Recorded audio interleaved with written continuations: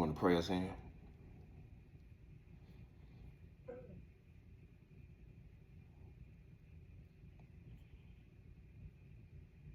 Father God, we come to you today saying thank you. Thank you for a day that we've never seen before. Thank you for privileges. Thank you for opportunities.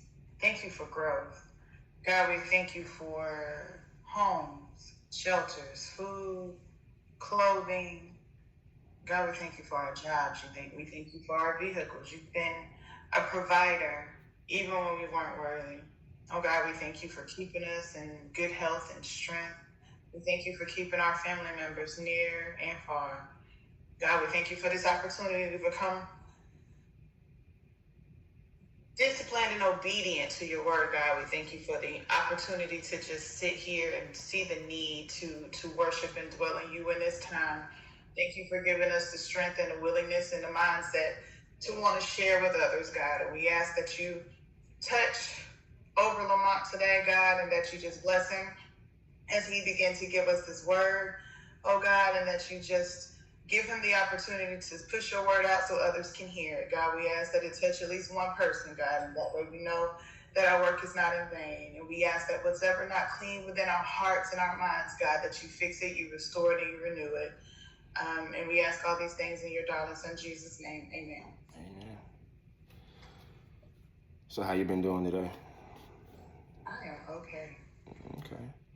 So we almost halfway through the book of Daniel. Almost there. After the day, we'll be there. Yeah, we're almost there. I think this is one of the most interesting chapters because this is something that we experience every day at our jobs. People conspiring against us. Just in life, period. Yeah. So how do you feel? So how do you feel about that? It doesn't necessarily have to be against us, or just in life. There's vindictive people out here, but it's a way of life that's been taught. It's not. I don't think you were born to come into this world to be evil. You know what I'm saying? I don't think you were born to come into this world and to be condescending and rude. Something happens. A lot of people these days are building friendships off of what they call trauma bonds. Y'all don't get through some trauma and now y'all bonded together and you think that's real friendship. And some of them can genuinely turn into something, maybe grow into something. But for the most part, hurt people hurt people. That's true.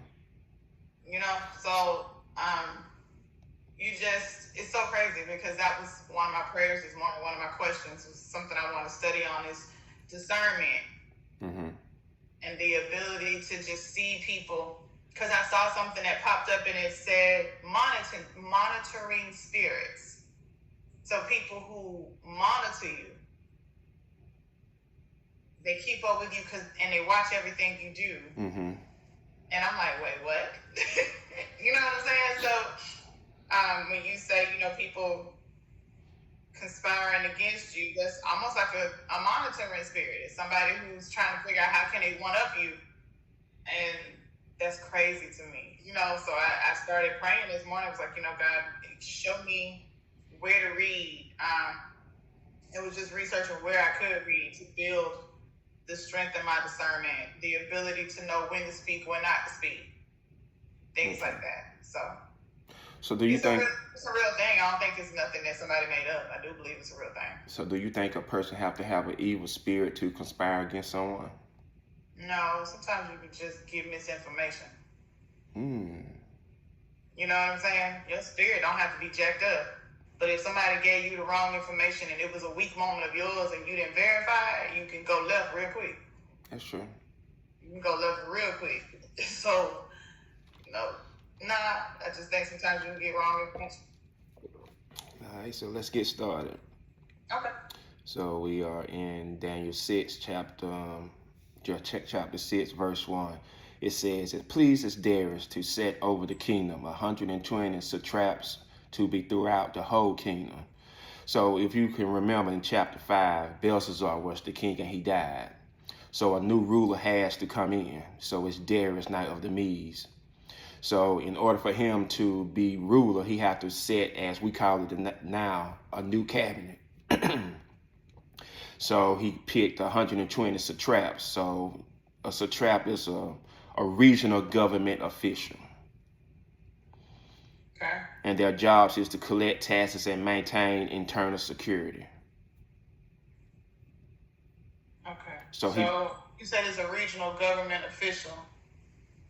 Yeah. And their job is to do what? Set traps? No, their jobs are to collect taxes from the people and maintain internal security. Okay.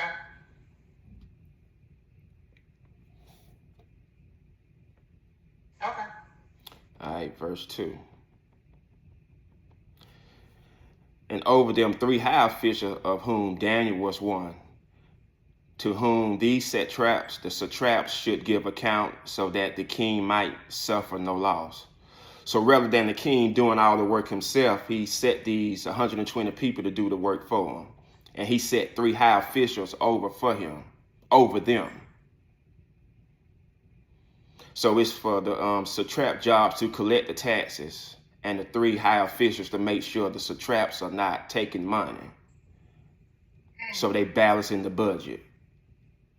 Okay. So I got some. I want y'all to watch the city keep civil structure within the city, taking money for the taxes.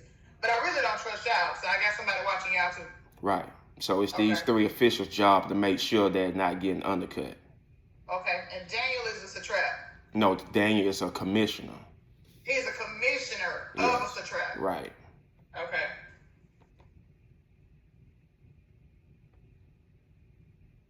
So he is the really the overseer.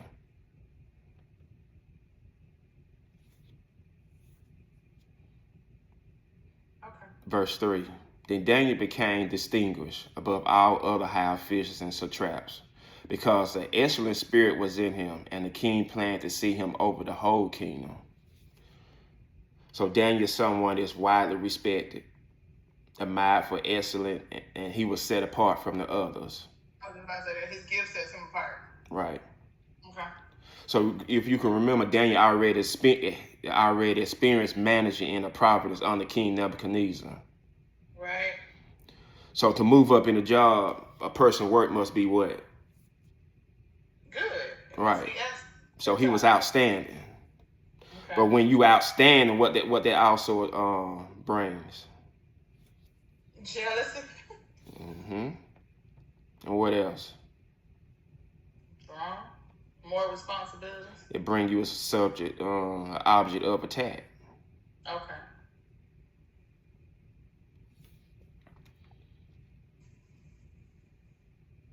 Verse 4.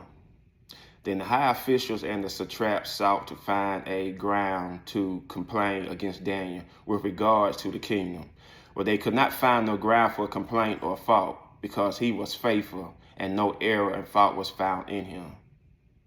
So you got to remember, it said 2 high officials and 120 satraps sought to find something wrong in Daniel. So what's wrong with that picture? Somebody done went and started a drama line somewhere. Hey, y'all, Daniel getting too much attention. We don't like it. And you got where the officials who are really supposed to be separated, the commissioners who are supposed to be separated from the satraps, them join bonds together to come against Daniel. That should have never happened. So remember, it was 3 commissioners. Yes, so now you got 2. Now you got 2 that's really jealous of one. Right. So them 2 went and talked to the 120, just like the devil went and talked to the other angels. Okay. So when you walk in righteous, people find what they try to find in you. Problems, something that's wrong, issues, past history, all of that. Right. So they couldn't find no fault in Daniel, like you say, past history. But there wasn't no skeletons in Daniel's closet. So his enemies examined his life and found nothing to attack. So they had to make up something. Okay. Verse 5. Then these men said, we shall not find any ground or complaint against this Daniel unless we find it in his connection with the law of his God. Just like you said, people try to tear down your character. Mm-hmm. But we need to realize the world may not know the details of the doctrine, but they know a bad spirit. They know a person that intimacy or worship with God. They know a person with a bad temper. They know a person if they selfish. They know a person if they dishonest. Yeah. Yeah.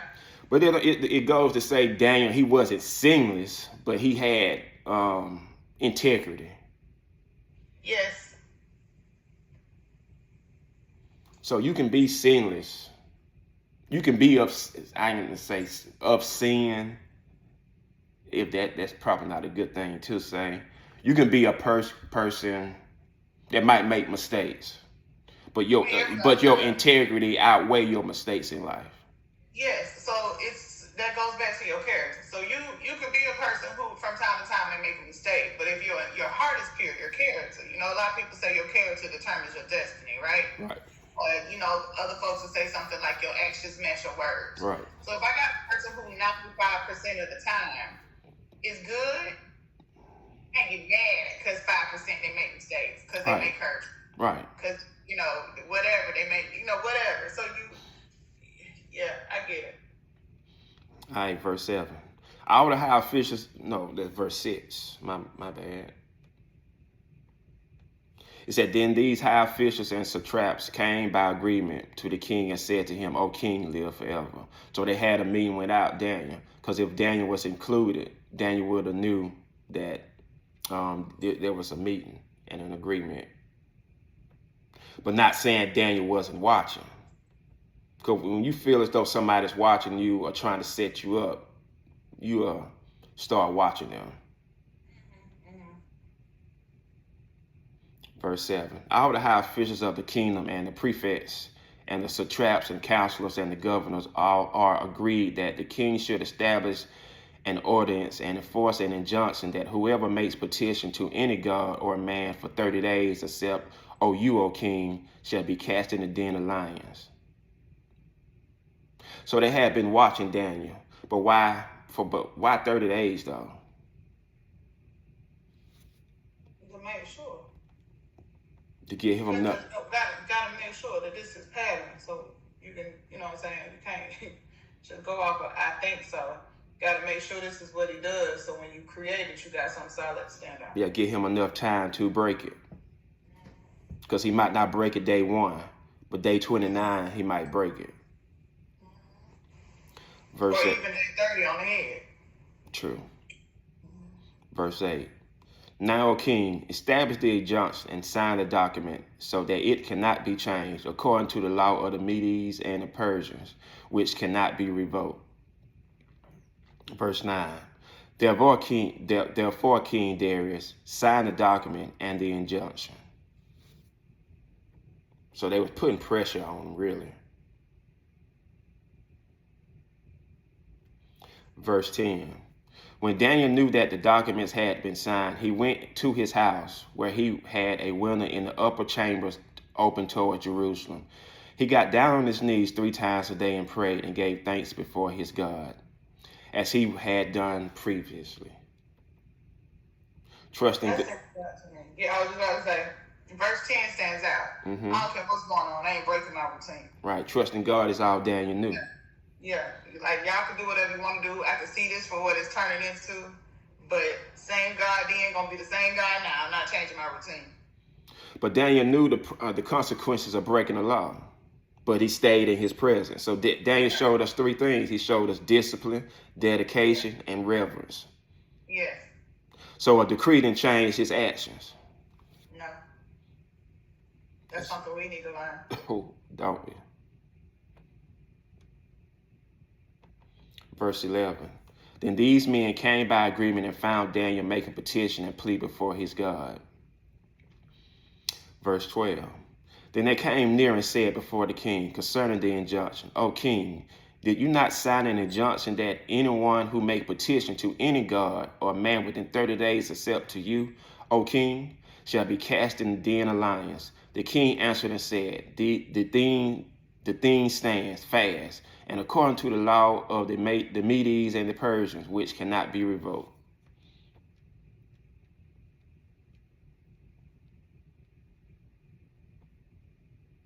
Verse 13. Then they answered and said before the king, Daniel, who is one of the exiles from Judah, paid no attention to you, O king, or the injunction you have, but make his petition 3 times a day. Okay, let's stop right here for a second. Go ahead. Because in all honesty, they didn't just set up Daniel.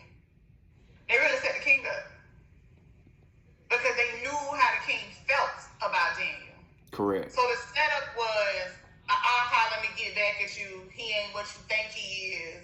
He can't even follow your law. He don't have no respect for you. He don't obey you kind of thing. Right. It was a setup on both sides. It was a setup to show the king, how dare you think somebody better than me. He ain't all you think he is. And then it was a setup for Daniel to say, I'm going to break you. Yeah. You can't be better than the rest of us. Right. So what did they call him this time? They call him an exile and not a high official. Because at this point, they're looking at him like somebody he's not equal to them. Right. So when people are against you, what? They show their true colors. All the time. All the time. That's when what they say, they begin to call you every name but the child of God. But the child of God. Verse 14. Then the king, when he heard these words, was very distressed and set his mind to deliver Daniel. And he labored till the sun went down to rescue him.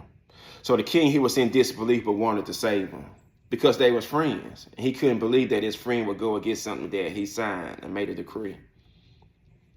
But the king was hurt. Darius was hurt. And sometimes our foolish decisions often hurt us. Or somebody connected to us. Yeah. Right. So all we can do is ask God for mercy and intervene because of the foolish mistakes that we have made. True. Verse 15. Then these men came by agreement to the king and said to the king, Now, king, that it is the law of the Medes and the Persians, that no injunction or ordinance that the king established can be changed. Verse 16, because they were trying to make sure you ain't going to change your mind even though he your friend. Yeah, they were saying, no, king, you the only one. You got to know, right? Like, this is law. Right. No matter how you feel about him, the law is the law. You know, technically, right is right, wrong is wrong. He could be your bestie, your brother, your cousin, your uncle. Right is right, wrong is wrong. Right. And it can't be changed. Verse 16. Then the king commanded, and Daniel was brought and cast into the den of lions. The king declared to Daniel, May your God, whom you serve, continually deliver you. Okay. So that was up. Go ahead. Hold on, but we go further. Right there. You can look at it 2 ways. Go ahead. You can look at that as a friend being mad, and now kind of like being a gesture of a joke. Mm-hmm. Since you want to play me and I done stood up for you, let me see what this God you've been calling on really gonna do. Because it could be, you can look at this 2 ways. He could go back, Darius could go back like, I knew it was, I should have followed my first mind. I knew your God wasn't real. Right. Because if your God was real, you would have never went against this order. Never, right? Or you could look at this as him saying, go show them what your God can do. You can look at it 2 ways. It just depends on how you want to break that thing down. So, I looked at that as Darius' faith was trying to be activated. Yep. Because he said, May your God whom you serve continue to deliver you. So he like you said. He don't see this God serve. So it's like, okay, hey. And it could have been also like a lightning bolt into Daniel, like, hey, I can't say it, but I'm gonna say it. It's a subliminal. It could have been a subliminal. I can't say it, but I'm gonna say it. May your God. It's like that side wink, like, go do what you know what I'm saying? Like, hey, right. Yeah. Verse 17. And a stone was brought and laid on the mouth of the den. And the king sealed it with his own signet and with the signet of his lords, that nothing might be changed concerning Daniel. So a signet is a personal seal used by a king official, sealing the document, which mark ownership. Mm-hmm. Which is why we say signature now. Correct. Mm-hmm. And it also prevent altercation under the laws of the Medes and the Persians, that any decree sealed with the king's signet was irreversible and could not be altered. Mm-hmm. So it also could prevent outside help, that nobody could secretly open it. Yeah, nobody can do nothing unless it's the king himself. Right. And since Daniel was in the den, he had enemies. So his enemies couldn't go and remove it and kill him. And it also could signify that people may have loved Daniel. So they would have went in and tried to make him escape, help him escape. Yeah, it could have been ill. So that's why most kings do a signet. Only he can do it. Who else was put in a cave with a stone and a rock rolled over and you couldn't? Never mind. Okay, you got it. You got it. Verse 18. Then the king went to his palace and spent the night fasting. He went fasting. You think a pagan king would fast? I'm imagining he is a pagan king. No diversion was brought to him, and sleep fled from him. Who sleep? That happened to another king. What? Nebuchadnezzar. He couldn't sleep. Right. So when you can't sleep, what's on something on your mind? Mm-hmm. Verse 19. Then at the break of day, the king arose and went in haste to the dens of lions. Verse 20. And he came near to the den where Daniel was. He cried out in a tone of anguish.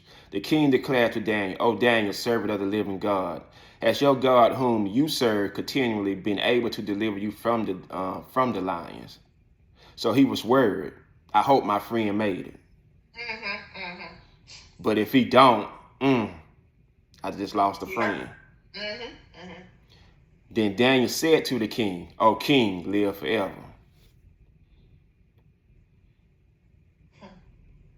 Verse 22.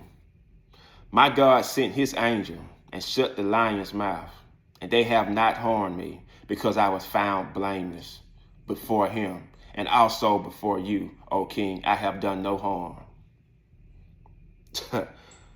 You ain't got to defend yourself before God. He'll defend you, and he'll close the mouth of your enemies. That's the biggest takeaway you can get from that. I don't have to say a word, especially if I ain't done nothing to you. Yeah, the way God will protect you when you blameless. Beats no other. That's a whole sermon by itself. Verse 23. Then the king was exceedingly glad and commanded that Daniel be taken up out of the den. So Daniel was taken out of the den, and no kind of harm was found in him, because he trusted in his God. Yo, hurry up and roll this stone back, homie. Yo, come on. Hurry up. I need to see my boy. Right. I need to see my boy. Hurry up. Got to make sure he okay. Mm-hmm. Verse 24. And the king commanded, and those who had malicious accused Daniel was brought and cast into the den of lions, their wives, their children, and before they reached the bottom of the den, the lions overpowered them and broke all their bones in pieces. What that shows? The consequence of evil doing. Yeah, the consequences your actions can bring. The consequence. You reap what you sow. The consequences of your actions. Mm-hmm. That because you tried to destroy a blameless man, it brought you death. Not only death to them, who else? Your family. Brought death to your whole family. Your entire family, your children, your wives, all of that. You lost all of that because you want to be vindictive. Yeah, and Darius accused of perishing in the same trap they tried to trap for him. Yeah. So we should be aware of the things that we do or try to do to others that may come back and harm us. Correct. That they may not see it, we may only see it. Correct. Then King Darius wrote to all the people, nations, and languages that dwell in the earth, peace be multiplied to you. Verse 26. I make a decree that in all my royal dominion, people are to tremble and fear before the God of Daniel. For his is the living God, enduring forever. His kingdom shall never be destroyed, and his dominion shall be the end. Verse 27. He delivers and rescues. He works signs and wonders in the heavens and on earth. He who has saved Daniel from the power of the lion. So Darius, just like Nebuchadnezzar, confesses that awesome power and protection of Daniel God. But they never came out and really said, your God is the true God, because they always go back and say, my God. What's so hard? If you see the works of a God that's is unbelievable, why you can't go ahead and say your God is the true God? But it has to be after you see these things, these miracles made. Verse 28. So this Daniel proposed during the reign of Darius and the reign of Cyrus the Persian. So that was pretty good. That was good. We got to be aware of our surroundings at times. Because sometimes the people around us brings danger, or they jealous and they want to bring harm to you for no reason. Correct. Maybe because they don't meet the pattern of the sketch, I would say.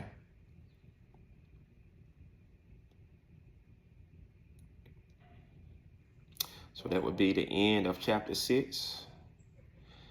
Next month, second Saturday, we will hop on chapter 7. Yeah. May you have a good day. And each and every one of you that's watching today, may you be blessed and continue to read the book of Daniel. Thank you.